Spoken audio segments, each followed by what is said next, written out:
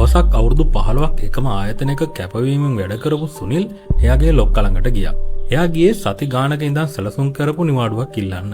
පහවදා එයාගේ අවුරුදු 6ක් වයස පොඩි දුවගේ ඉස්කෝලේ පළවෙනි නැටුම් ප්‍රසංගය. දුව මාස ගානක් තිස්සේ පුරුදු වුණේ තාත්තට පෙන්නන්න. ඒත් ලොක්කා එයාගේ මූණ දිහා බලන්නවත් නැතුව කිව්වා බෑ. හෙට ඔඩිට් එක. ඔයා නැතුව බෑ. රස්සා ඕන නම් හෙට එන්න.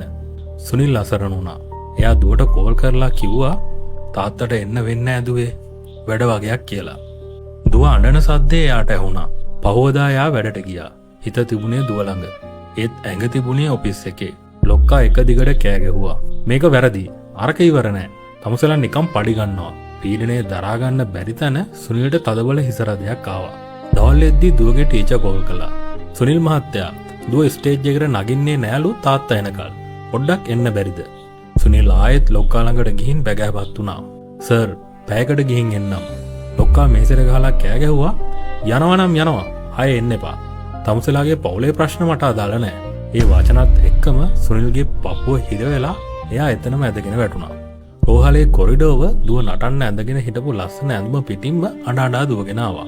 තාත්තේ නැගිටින්න මම නටලා පෙන්නන්නම් කියලා එයා තාත්තගේ පණ නැති ඇඟ බදාගෙන ඇඬුවා.